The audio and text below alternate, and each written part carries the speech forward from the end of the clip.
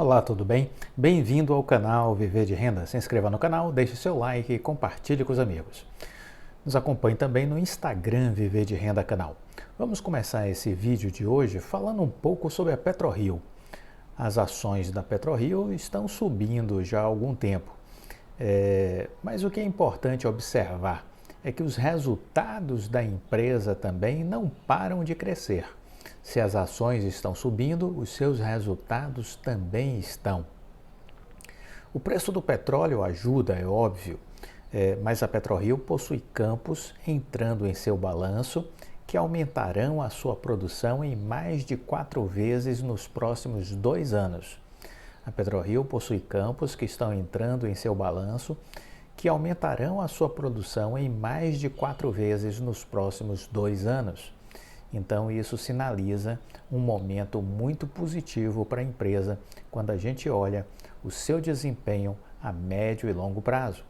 Além disso, recentemente a companhia anunciou o aumento de mais de 45% na produção do campo de Frade, que já entra em seus próximos resultados do terceiro trimestre de 2022. Tudo isso a 6 vezes o EBITDA histórico. Os números falam por si. Os números são muito positivos. Temos que estar atento aos números das empresas. Nós precisamos estar observando as apresentações de resultados, as notícias que saem sobre a companhia, a fala dos seus executivos, para entender o que está acontecendo com a empresa, o que esperar dela e, ao mesmo tempo, tentar projetar o que pode acontecer nos próximos trimestres, nos próximos anos. Falando ainda de PetroRio, ela anunciou a compra da Domo. Anunciou a compra da Domo. O que isso representa? Qual o sentido desta negociação? A Prio, que é a antiga PetroRio, a Prio, hoje a empresa chama-se Prio, ela celebrou memorando de entendimentos com a Prisma Capital referente a uma potencial combinação de negócios com a Domo Energia. Esse movimento, que foi considerado natural, ele é marginalmente positivo para as ações. Isso porque ele não é muito material, disse o Credit Suisse ao analisar a notícia. O valor da transação pode chegar até 180 milhões de dólares. 180 milhões de dólares. Representa, portanto, algo em torno de 4% do valor atual de mercado da Prio. A Domo é uma empresa que detém 5% de participação nos campos de Polvo e de Tubarão-Martelo, que pertencem à Prio. Então, a Domo detém 5% de participação nos campos de Polvo e Tubarão-Martelo. Com a compra da Domo, a Prio, que detinha 95% da participação social, vamos dizer assim, passa a ter direito a 100% destes 2 campos de petróleo. Se a transação de fato for concluída, a petroleira será proprietária de todo o cluster, capturando efetivamente 100% do potencial de aumento de produção que vier a ocorrer nos próximos meses e anos, sobretudo por meio de processos de revitalização nas áreas. Isso a Prio sabe fazer muito bem, tirar mais valor de campos maduros. O Banco Itaú BBA disse que a Prio se beneficiará do aumento da participação com relação aos ganhos proporcionados pelo aumento aí de receitas do cluster de Polvo e de Tubarão-Martelo. E ainda tem um ganho extra, disse o Itaú, que são os créditos fiscais da Domo. A Levante Investimentos também enxerga que a transação é muito positiva para a Prio, pois, além de passar a ter 100% dos clusters de polvo e de tubarão-martelo, adquirindo os 5% de participação da Domo nos 2 campos em que ela já opera, ela ainda vai passar a contar com um montante razoável de créditos tributários que serão utilizados em sua engenharia financeira. Neste cenário, as ações da Prio poderão, vamos dizer assim, se beneficiar nos próximos anos com esta operação. Os acionistas da Domo poderão escolher entre R$ 1,85 por ação em dinheiro, o que implicaria um prêmio de 6% sobre o preço atual da ação, ou 0,05 ações da Prio para cada ação da Domo. Se todos os acionistas da Domo escolhessem a opção em dinheiro, a Prio teria de desembolsar um total de 943 milhões de reais, ou seja, cerca de 180 milhões de dólares. Se os acionistas escolherem a opção da troca de ações, o patrimônio da Domo seria avaliado em 693 milhões de reais, ou 132 milhões de dólares. Segundo o Credit Suisse, os preços de mercado segundo o relatório do Credit Suisse, a preços de mercados atuais, os acionistas da Domo provavelmente vão optar por receber o pagamento em dinheiro. O BBI também aponta que a Prio, atualmente sendo negociada aí na casa dos R$ 27, R$ 28 reais por ação, com a conversão renderia apenas 1,40 por ação, significativamente inferior à proposta em dinheiro por 1,85. Assim, acredita-se que a Prio deve desembolsar R$ 1,85 por papel para cada uma das 509 milhões de ações da Domo, o que vai equivaler, portanto, um ticket de aquisição de 924 milhões. Segundo a Levante, o balanço e a geração de caixa da Prio estão muito saudáveis, fazendo com que a saída de caixa para aquisição não gere nenhum tipo de preocupação. A Domo possui 1 bilhão de prejuízos acumulados em seu balanço consolidado ao final do segundo trimestre deste ano, o que pode, pelo menos em parte, ser monetizado na forma de créditos fiscais ao longo do tempo.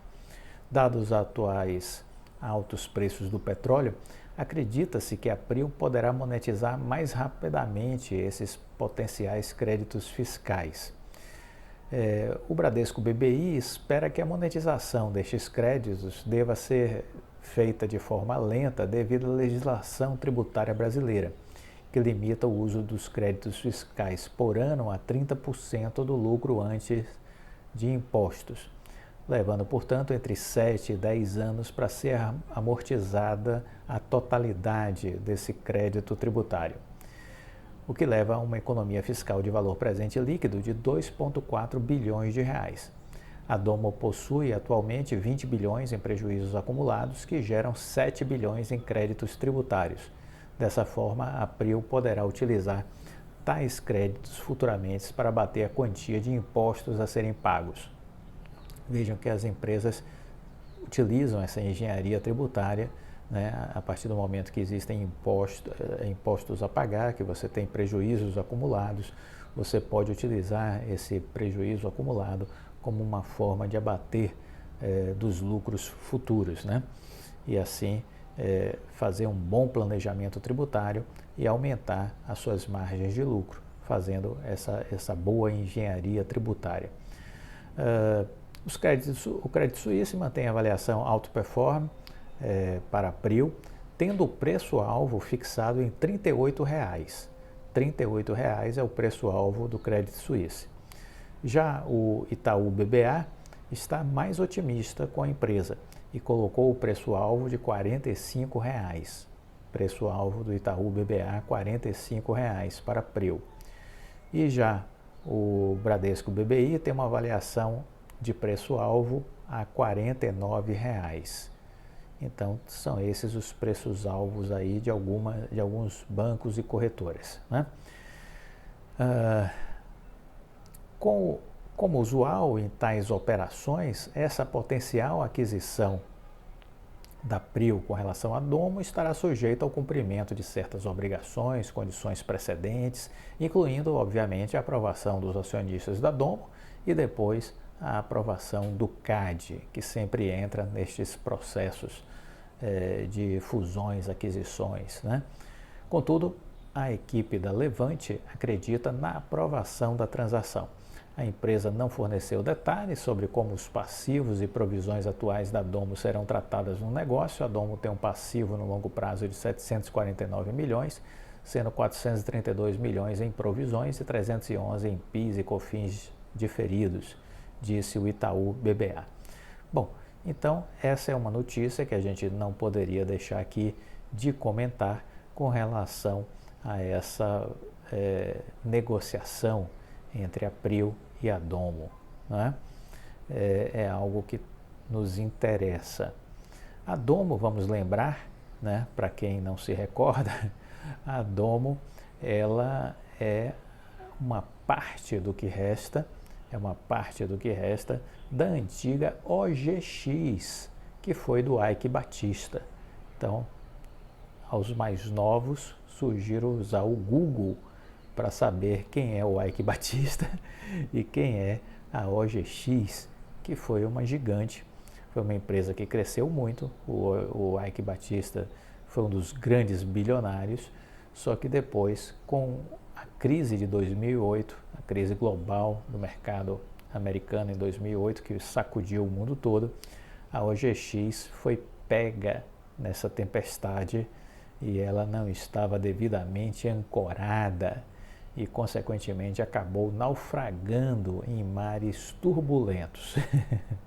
Então, foi isso que aconteceu com o império do Eike Batista.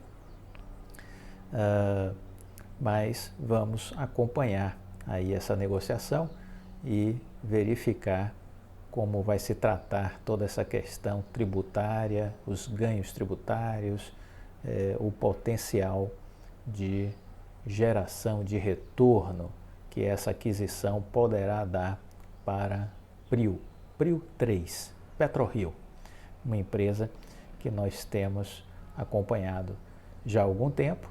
É preciso estudar as empresas para ter certeza do que vale a pena. É isso que a gente está sempre recomendando. Estude as empresas e descubra o que vale a pena. Invista no que você conhece. Invista no que você conhece. Repita isso todos os dias. E assim você vai ser feliz na Bolsa de Valores. A Vital, eu já falei aqui no passado, vem sendo capitaneada por Amos Genish. Liderada por Amos Genish. Ele que foi o criador, né, da GVT e se transformou num bilionário com a venda da GVT. E ele foi, inclusive, convidado para ser presidente da Oi, não aceitou, e aí foi feito o convite para que o Rodrigo Abreu assumisse o cargo, o que foi aceito, e aí então o resto é história do que nós já conhecemos e acompanhamos aqui no canal Viver de Renda. De volta à área de telefonia, Amos Genish possui um plano estratégico para operacionalizar, que prevê investimentos da ordem de 30 bilhões de reais até o fim de 2025. Então, um nível de investimento ano a ano extremamente expressivo, impactante. Nas metas da companhia, muita ambição. Já existem 17 milhões de casas passadas, ou seja, casas, domicílios, onde a fibra ótica já passa na porta do cliente. 17 milhões de casas passadas. A meta para 2025 é chegar ao dobro, 34 milhões de casas passadas. Recentemente, Amos Genish anunciou já uma operação financeira de captação de 5,7 bilhões de reais para investimentos. ainda não foi anunciado nenhum tipo de investimento, mas o recurso já foi captado com diversos bancos nacionais e estrangeiros. Além disso, vale dizer que o faturamento hoje estimado para este exercício da Vital é da ordem de 5 bilhões de reais. É o faturamento estimado para a Vital, 5 bilhões de reais, dos quais a metade vem exatamente da Oi, 2,5 bilhões de reais, injeção da Oi na Vital, por conta do uso da infraestrutura de fibra ótica. Então, hoje, a Oi é um cliente âncora.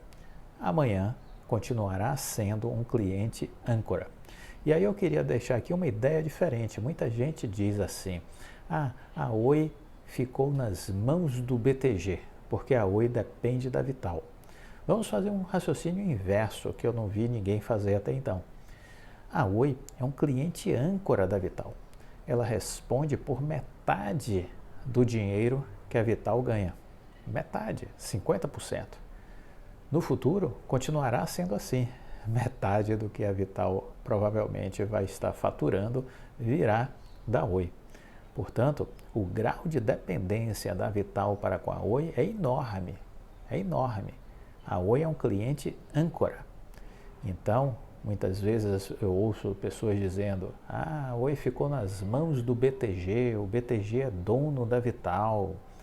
Relativizam a participação da Oi na Vital e menos ainda entendem a dependência que a Vital tem da própria Oi, que é enorme.